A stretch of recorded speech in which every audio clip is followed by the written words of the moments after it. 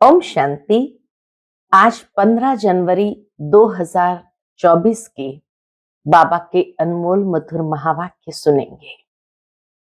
आज की मुरली है बाबा की याद पर, योग पर। बाबा कहे तुम बच्चों को पावन बनने के लिए याद की यात्रा बहुत जरूरी है। ये मुख्य सब्जेक्ट है। इस योग बल से ही सर्विसेबल और गुणवान बन सकते हैं। पर बाबा कहे कि बच्चे, दुनिया में मनुष्य को योग सिखाते हैं और वह भी शारीरिक योग सिखाते हैं, परंतु यहां बाप आकर हम बच्चों को रूहानी योग सिखाते हैं, जहां हम आत्माएं निराकार परमपिता परमात्मा को याद करते हैं। यह है सबसे निराली बात। दुनिया में अगर कोई भगवान को याद भी करते हैं तो बाबा कहे बिना परिचय के, इसीलिए वो यथार्थ याद नहीं है। ऑक्यूपेशन को जाने बिगर याद करना यह भी एक प्रकार की भक्ति है। बाबा कहे तुम बच्चे बाबा को याद करते हो पूरा परिचय सहित, तो इसलिए इस याद के सब्जेक्ट पर विशेष अटेंशन देना है। तो सुनते हैं आज के बाबा के अनमोल मधुर महावाक्य। ओम शांति। मीठे बच्चे, पावन बनने के लिए याद की यात्रा बहुत जरूरी है। यही मुख्य सब्जेक्ट है। इस योग बल से तुम सर्विसेबल गुणवान बन सकते हो। आज की मुरली से प्रश्न है, तुम बच्चे जो योग सीखते हो यही सबसे निराला योग है, कैसे? उत्तर, आज तक जो योग सीखते या सिखाते आए वह मनुष्य का मनुष्य के साथ योग जुटा, लेकिन अभी हम निराकार के साथ योग लगाते हैं। निराकार आत्मा, निराकार बाप को याद करें। यह है सबसे निराली बात। दुनिया में कोई भगवान को याद भी करते तो बिगर परिचय। ऑक्यूपेशन के बिना किसी को याद करना वह भक्ति है। ज्ञानवान बच्चे परिचय सहित याद करते हैं। ओम शांति। रूहानी बाप बैठ बच्चों को समझाते हैं। बच्चों को पहले पहले तो बाप का परिचय मिला है। छोटा बच्चा पैदा होता है तो उनको पहले पहले माँ बाप का परिचय मिलता है। तुम्हारे में भी नंबरवार पुरुषार्थ अनुसार है। माता पिता का परिचय मिलता है, लेकिन बाबा कहे नंबरवार पुरुषार्थ अनुसार समझते हैं। जिनको रचता बाप का परिचय मिला है, यह भी बच्चे जानते हैं ऊंचते ऊंच बाप ही है। उनकी ही महिमा बतानी है। महिमा गाते भी है, शिवाय नमः, ब्रह्मा नमः, विष्णु नमः शोभता नहीं है, शिवाय नमः शोभता है। फिर बाबा कहे ब्रह्मा देवता नमः, विष्णु देवताय नमः, ये अक्षर शोभता है। उन्हों को देवता कहना पड़े, ऊंचते ऊंच है भगवान। जब कोई आते हैं तो पहले पहले बाप की महिमा जरूर बतानी है। वह सुप्रीम बाप है। बच्चे भूल जाते हैं कि बाप की महिमा कैसे सुनाए। पहले तो यह समझाना है कि यह सुप्रीम बाप है, टीचर भी है, सतगुरु भी है। तीनों को याद करना पड़े। बाप, टीचर, सतगुरु तीनों को याद करना पड़े। यूं तो याद शिव बाबा को ही करना है। तीनों रूप में याद शिव बाबा को करना है, लेकिन तीनों स्वरूप में। यह तो पक्का करना पड़े, तुम बाप की महिमा को जानते हो, तब तो करते हो। उन्होंने तो ऊंचे ते ऊंच बाप को ठिक्कर बित्तर में कह दिया है। मनुष्य में भी कह देते हैं कि भगवान मनुष्य में भी है, लेकिन मनुष्य तन में भी सदैव तो रह नहीं सकते। वह तो सिर्फ लोन लेते हैं। संगम युग पर बाबा मनुष्य तन का आधार लेते, वह भी सिर्फ लोन लेते हैं। वह खुद कहते हैं मैं इनके तन का आधार लेता हूं। तो पहली बात पक्की करनी है कि बाप है सत्य। वही सत्य नारायण की कथा सुनाते हैं। नर से नारायण सत्य बाप ने बनाया है। सतयुग में इन लक्ष्मी नारायण का ही राज्य था।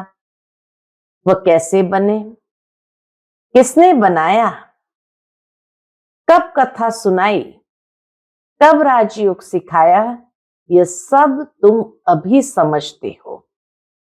और सब योग होते हैं मनुष्य के साथ। ऐसा होता नहीं जो मनुष्य का योग निराकार के साथ हो, वह भी परिचय से। आजकल भल शिव से योग लगाते हैं, पूजा करते हैं, परंतु जानते उनको कोई नहीं। यह भी नहीं समझते कि प्रजापिता ब्रह्मा जरूर साकार दुनिया में होगा। मूंझे हुए हैं, समझते हैं प्रजापिता ब्रह्मा तो पहले पहले सतयुग में होना चाहिए। अगर सतयुग में प्रजापिता ब्रह्मा हो तो फिर सूक्ष्म वतन में क्यों दिखाया है? अर्थ नहीं समझते। यह साकार है कर्म बंधन में, वह सूक्ष्म है कर्मातीत। कितना सुंदर बाबा ने भेद बता दिया कि जब ब्रह्मा बाबा साकार में थे तो साकार में है कर्म बंधन में, इसलिए नीचे दिखाया, और सूक्ष्म वतन में है कर्मातीत। यह ज्ञान कोई में भी नहीं है, ज्ञान देने वाला एक बाप ही है। वह जब आकर ज्ञान दे तब तुम दूसरों को सुनाओ। बाप का किसको परिचय देना बहुत सहज है, अलफ पर ही समझाना है। यह सभी आत्माओं का बेहद का बाप है, इसको परिचय देने में कोई तकलीफ नहीं है, बहुत सहज है। परंतु निश्चय नहीं, प्रैक्टिस नहीं तो किसको समझा नहीं सकते। किसको ज्ञान नहीं देते तो गोया अज्ञानी है। ज्ञान नहीं तो भक्ति है ना, दे अभिमान है। ज्ञान होगा ही देही अभिमानी में। बाबा कहे ज्ञान किस में होगा? देही अभिमानी में। हम आत्मा है, हमारा बाप परम पिता परमात्मा, वही बाप टीचर सतगुरु भी है। प्रजापिता ब्रह्मा भी है ना। बाप ने प्रजापिता ब्रह्मा का ऑक्यूपेशन भी बताया है, तो अपना भी ऑक्यूपेशन बताया है, दोनों का ऑक्यूपेशन बताया है, शिव बाबा का भी और ब्रह्मा बाबा का भी। मनुष्य ने तो शिव और शंकर को मिलाकर एक कर दिया है। कहते हैं शंकर ने आंख खोली तो विनाश हो गया। अब विनाश तो बॉम्ब से, नेचुरल कैलेमिटीज से होता है। शिव शंकर महादेव कहते हैं। यह चित्र कोई यथार्थ नहीं है। शिव शंकर महादेव कह देना, बाबा कहे ये चित्र कोई यथार्थ नहीं है, ये सब भक्ति मार्ग के चित्र है, वहां ऐसी कोई बात नहीं।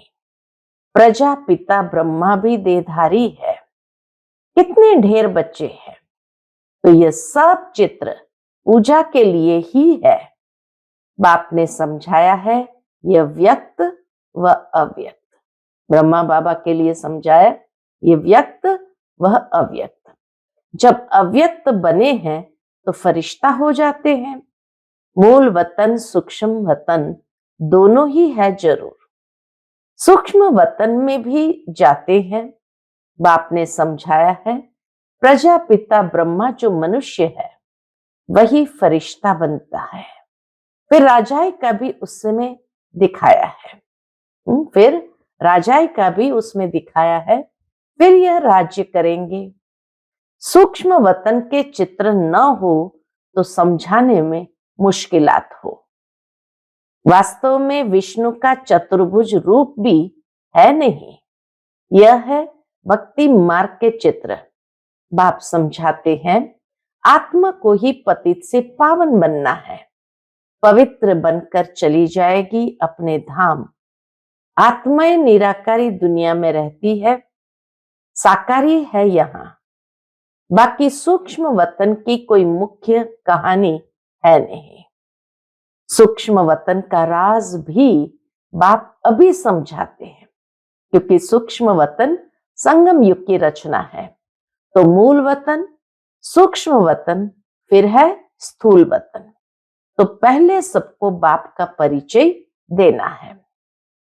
भक्ति मार्ग में भी बाबा को हे भगवान, हे प्रभु कहते हैं।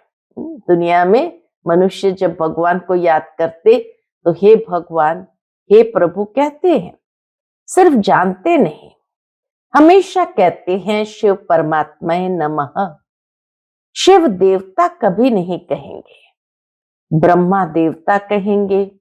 शिव को परमपिता परमात्मा ही कहते हैं, शिव देवता कभी नहीं कहेंगे, शिव परमात्मा ही कहेंगे। उनको फिर सर्वव्यापी थोड़ी कहा जाता है। पतितों को पावन बनाने का कर्तव्य करना है तो क्या भीतर ठिक्कर में जाकर करेंगे? कितनी सुंदर बात बाबा ने कही। पतितों को पावन बनाने का कर्तव्य करना है तो क्या भीतर ठिक्कर में जाकर करेंगे? इसको ही घोर अंधियारा कहा जाता है। यह भी ड्रामा में नूंद है। बाप आकर समझाते हैं। क्या समझाते हैं? यदा यदा ही धर्मस्य ग्लानिर्भवते भारत। किसकी ग्लानि? वो लोग तो श्लोक सुनाकर फिर अर्थ सुनाते हैं। यह तो तुम बच्चों को वहां जाकर देखना चाहिए, बोलना चाहिए कि हम इनका अर्थ समझाते हैं, फिर फट से बैठ सुनाना चाहिए। ऐसे थोड़ी समझेंगे कि यह बीके है, बल सफेद ड्रेस है, परंतु छापा थोड़ी लगा हुआ है, ये बीके है। तुम कहां भी जाकर सुन सकते हो और कह सकते हो, इनका अर्थ तो बताओ। देखो वह क्या सुनाते हैं। बाकी ये इतने सब चित्र तो डिटेल समझने के हैं। अथाह ज्ञान है। ज्ञान सागर बाबा के पास अथाह ज्ञान है। सागर को स्याही बनाओ, जंगलों की कलम बनाओ, धरती का कागज बनाओ, तो भी अंत नहीं। फिर सेकंड की भी बात सुनाई। सिर्फ बाप का परिचय देना है। वही बेहद का बाप स्वर्ग का रचयिता है। हम सभी उनके बच्चे ब्रदर्स हैं। तो हमको भी जरूर स्वर्ग का राज्य होना चाहिए, परंतु सबको मिल ना सके। बाप आते ही है भारत में, और भारतवासी ही स्वर्गवासी बनते हैं। दूसरे तो आते हैं पीछे। बाबा कहे दूसरे तो आते ही पीछे हैं। यह तो बहुत सहज है, परंतु समझते नहीं। बाबा को तो वंडर लगता है। एक दिन गणिकाएं आदि भी आकर सुनेंगी, पिछाड़ी में आने वाले तीखे हो जाएंगे। वहां भी कोई जाकर सर्विस कर सकते हैं। बहुतों को लज्जा आती है, देह अभिमान बहुत है। बाबा कहते वैश्याओं को भी समझाना है। भारत का नाम भी उन्होंने ही गिराया है। इसमें मुख्य चाहिए योग बल। बिल्कुल ही पतित है। पावन होने के लिए याद की यात्रा चाहिए। अभी वह याद का बल कुछ कम है। इसमें ज्ञान है तो फिर याद कम है। डिफिकल्ट सब्जेक्ट है। याद का सब्जेक्ट डिफिकल्ट है। इसमें जब पास हो तब गणिकाओं का उद्धार कर सके। अच्छी अच्छी अनुभवी माताएं जाकर समझाएं। कन्याओं को तो अनुभव नहीं, माताएं समझा सकती है। बाप कहते पवित्र बनो तो विश्व के मालिक बन जाएंगे, दुनिया ही शिवालय बन जाएंगी। सतयुग को शिवालय कहा जाता है, वहां अथाह सुख है। उन्हों को भी ऐसे समझाओ कि बाप कहते हैं अब प्रतिज्ञा करो पवित्र बनने की। ऐसे पतितों को पावन बनाने की तलवार बहुत तीखी चाहिए। इसमें शायद अभी देरी है। बाबा कहे उस सेवा के लिए शायद अभी देरी है। समझाने में भी नंबरवार है, सेंटर पर रहते हैं। बाबा जानते हैं सब एक रस नहीं है।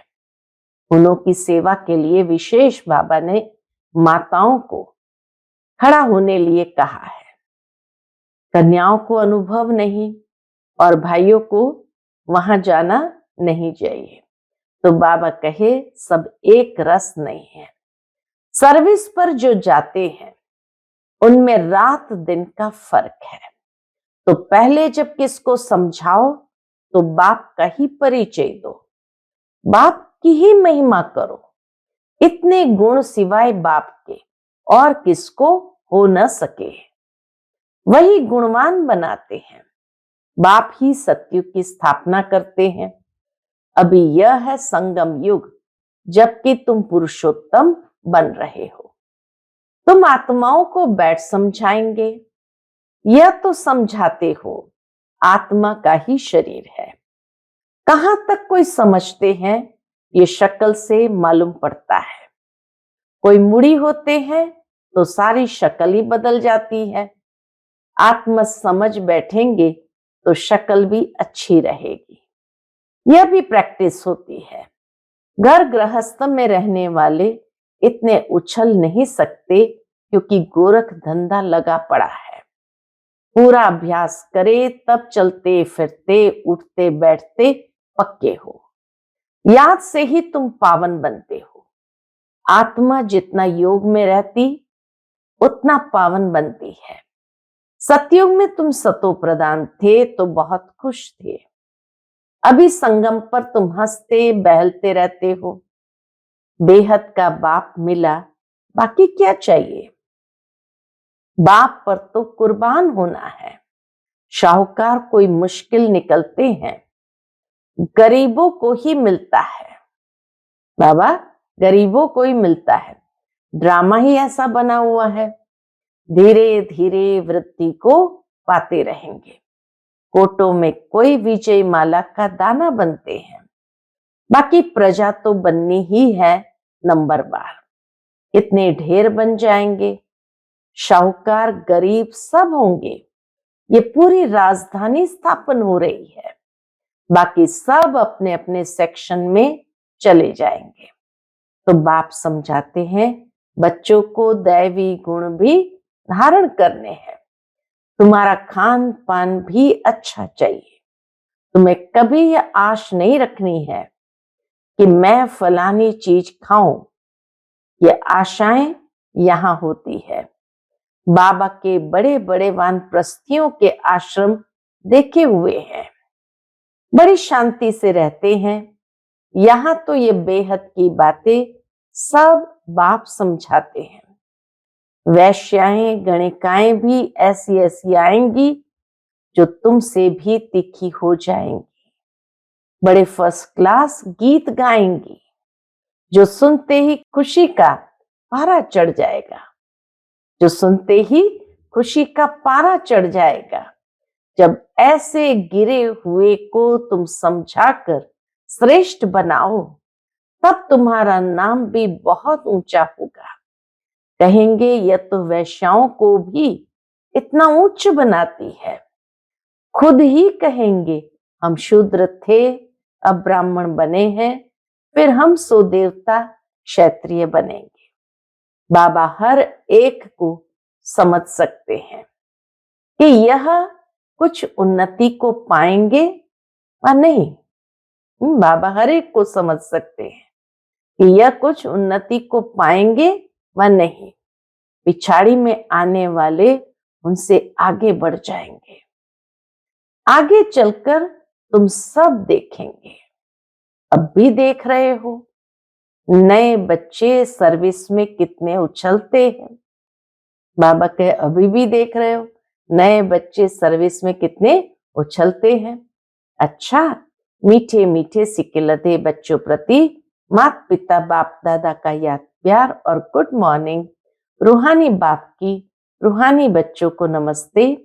हम सभी रूहानी बच्चों की रूहानी माता पिता बाप दादा को याद प्यार, गुड मॉर्निंग और नमस्ते। नमस्ते। शुक्रिया बाबा, शुक्रिया। आज की मुरली से धारणा के लिए मुख्य सार है। पहली पॉइंट, पतितों को पावन बनाने की सेवा करो, गणिकाओं वैश्याओं को ज्ञान दो, गिरे हुए को उठाओ, उनका उद्धार करो, तब नाम वाला हो। दूसरी पॉइंट, स्वयं की दृष्टि को पवित्र बनाने के लिए चलते फिरते अभ्यास करो। यह आत्मा है, आत्मा से बात करते हैं। बाप की याद में रहो तो पावन बन जाएंगे। आज का बाप दादा का मधुर वरदान हम बच्चों के लिए, अनादि स्वरूप की स्मृति द्वारा संतुष्टता का अनुभव करने और कराने वाले संतुष्ट मणि भव।